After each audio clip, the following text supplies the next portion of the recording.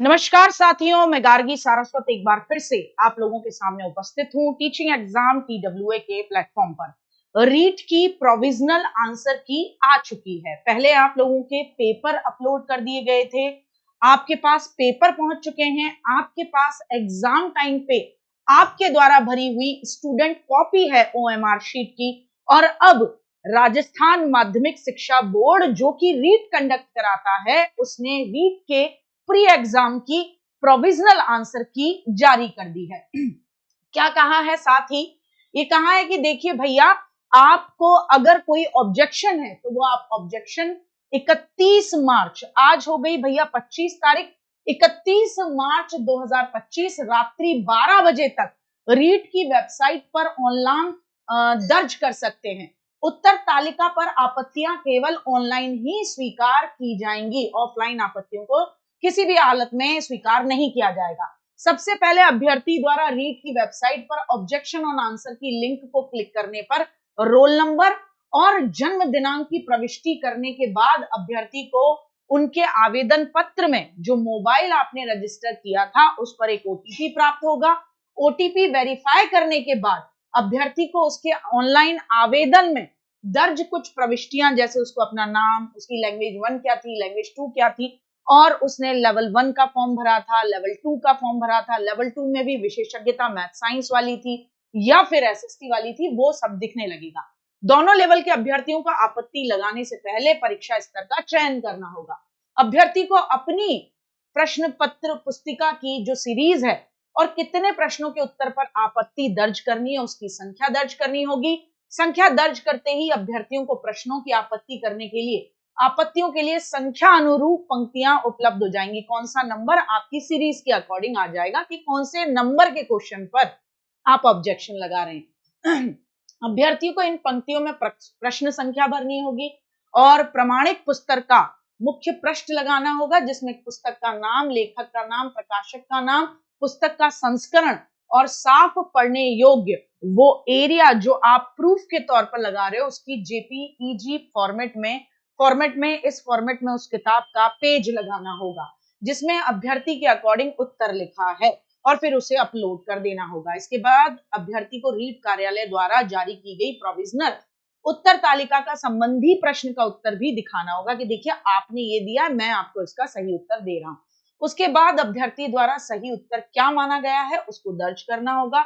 एक से अधिक प्रश्नों के उत्तरों पर अभ्यर्थियों को आपत्ति है तो सभी आपत्तियों को दर्ज करने के लिए वो यही तरीका अपनाएगा। एक प्रश्न के लिए 300 रुपए के अकॉर्डिंग का चालान जनरेट होगा। चालान का भुगतान अभ्यर्थी द्वारा ऑनलाइन ही करना है और चालान का प्रिंट अपने पास सुरक्षित रखें। एक प्रश्न 300 रुपए, आपत्ति प्रति प्रश्न 300 रुपए है। अगर किसी अभ्यर्थी ने आपत्ति दर्ज की है और चालान का भुगतान नहीं किया है तो इस प्रकार की आपत्तियां कंप्यूटर में दर्ज नहीं होंगी। अतः आपत्तियां दर्ज करके भुगतान के बाद आपत्ति दर्ज होना सुनिश्चित होगा। पेमेंट करना, चालान जमा होने के बाद अभ्यर्थी को उसके द्वारा प्रविष्ट की गई आपत्तियों का प्रिंट लेना होगा, विवरण अपने पास सुरक्षित रखना होगा। अगर बच्चे के पास ये जो उसने प्रूफ लगाया है वो ऑथेंटिक किताब का हुआ तो उसको वैलिड माना जाएगा। कह रहे हैं किसी गाइड या पासबुक से नहीं होना चाहिए, किसी फेमस ऑथर की बुक में से आपको ये चीज लगानी है। जैसे CTET केवल NCERT मानता है, इनका ऐसा नहीं होता।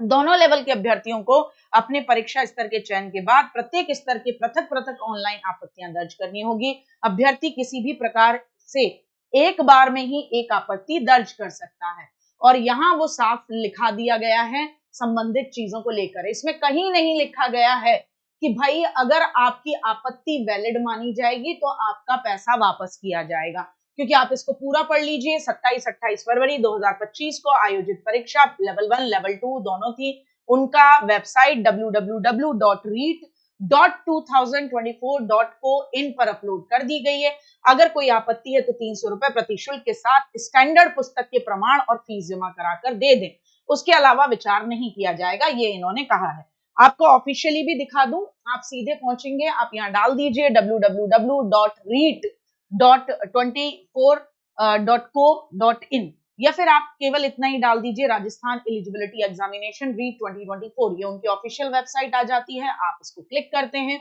ऑफिशियल वेबसाइट पर यहाँ दिख रही है आंसर की level 1 shift 1, level 2 shift 2, level 2 shift 3 और यहाँ ऑब्जेक्शन के लिए विज्ञप्ति भी दिख रही है जो मैंने आप लोगों को ऑलरेडी अभी अभी बताई है कि भैया ये देखिए विज्ञप्ति, डिटेल विज्ञप्ति, प्रेस विज्ञप्ति फॉर रीड, ये इसके अंदर दिखाई जा रही है आपकी ऑब्जेक्शन की विज्ञप्ति को यहाँ पर दे रखा है। ठीक है, रीट परीक्षा 2000 की उत्तर तालिका पर आपत्ति के लिए ये रहा, यही पेज है जो मैंने आपको दिखाया और यही पेज मैंने आपको जनरेट करके बताया। ये एक पेज में है और ये सारी चीजें आपके सामने हैं। तो आप अपनी अपनी आंसर की चेक करें, अपनी ओएमआर शीट और अपने क्वेश्चन पेपर को सामने रखकर। और मुझे उम्मीद है कि आप लोगों के इस प्री की तैयारी में टीचिंग एग्जाम TW ने एक बहुत बड़ा योगदान दिया होगा।